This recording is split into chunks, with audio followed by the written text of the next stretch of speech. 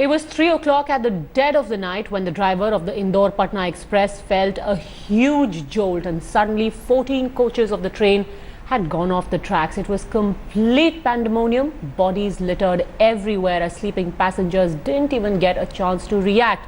NDRF rushed to the spot along with the column of the army. Despite the hurried efforts to rescue as many as possible, the death toll has risen to over 110. More than 150 are injured. Here is how this tragedy unfolded.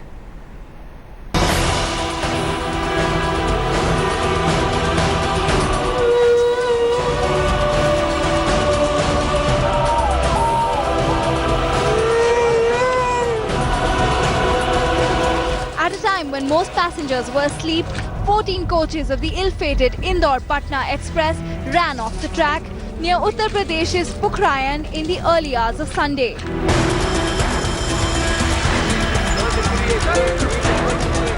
Scenes of chaos and pathos were witnessed as the rescue teams were rushed to the spot. Recounting the ordeal, witnesses spoke of being woken up by a huge sound and being thrown around. In fact, my colleague Kamaljeet Sandhu now joins us live from the spot of the accident. And even as we believe, Kamaljeet, the authorities there are telling you that the chance of finding survivors extremely slim now. Those who were alive have all been taken out. What's the next step? Padmaja, definitely the toll of dead are going to rise. It's been 107 now, 115 injured. But we've seen in the past 1 or 2 hours, a number of people, including some good news of finding a survivor, has also been out.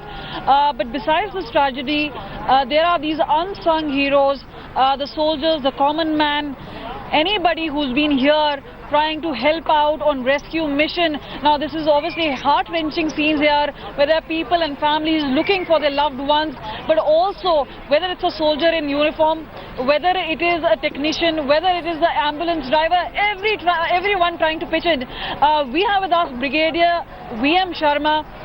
He is obviously managing and looking at the overall operations here in Kanpur. Sir, we've seen work here, work continuing through the night. The lights have been put out, work on war footing. We have planned to work throughout the night. We have our lights up. We've been working since morning 8:30. Our 8 teams are already on, and we have got our additional column now so that we can have rest and relief to the teams. There are in total now 9 columns of army. Sir, do tell us about the recovery tank. We know these JVC machines, all these machines are not able to really work through this heavy mangled coaches.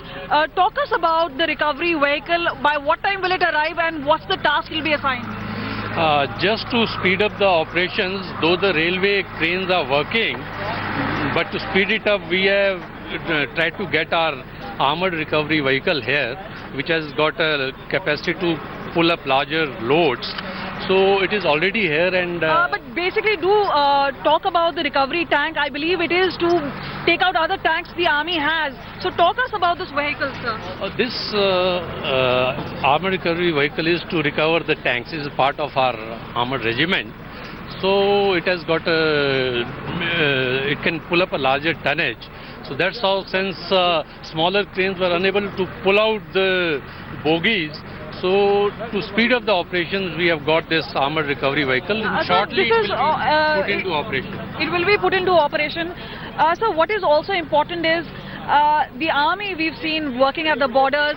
Now again we've seen army even working here. There are multiple agencies, multiple forces, each doing. How are you working in tandem with each other? Since the morning we have come, we have been totally in touch with the civil administration. The moment we reached here, we had a liaison with all the agencies, including NDRF, and everybody is functioning together. And we have seen many VVIP visits. Now many will say, you know, it's obviously a hindrance in terms of research and rescue. Now remember, army is apolitical. I understand you will have certain reservations speaking about it. But is there a smooth operation going on? You think what else is really required out? We've seen common man even trying to help with a chai and a samosa, or trying to get anything to people who've not eaten since the day.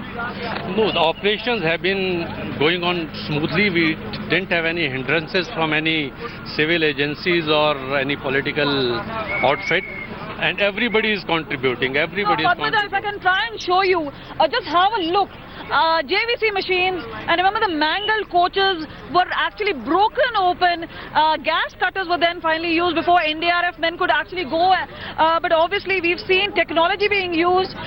Some of the passengers were using WhatsApp to communicate. They finally managed to get to the rescuer, and the rescuer could come. And good news coming in. They both were very happy. The rescue mission was successful. Meanwhile, some of the others have not been very lucky. This is obviously also a very solemn occasion. We saw a number of people who came here despite their own near and dear ones. Those who had survived were being in the hospital. They came in looking in for the missing. There is also a report about how there were at least 3 army officers from Indore who've gone missing. Let me come back to you, Brigadier V.M. Sharma.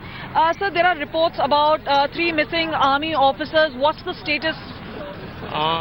These army officers were traveling from Mau to Lucknow. 3 of them in B3 coach. That is the info we have got. Have they been found? That is the critical aspect, is that B3 coaches, we are still not been able to take it out. It is still... So breaking news there, Padmaja. Important news coming in. One is about obviously the use of a recovery tank here at this particular site. The other being that army is working here despite knowing that 3 of its own officers were traveling in the P3 coach. They're still not been found, and they're still waiting to actually look for them. All right, very distressing indeed that over 100 people dead, and the army has stepped in for the rescue along with the NDRF, and 3 officers right now in one of the coaches not found just as yet. Thanks very much, Kamaljeet, for having joined us with that fresh update.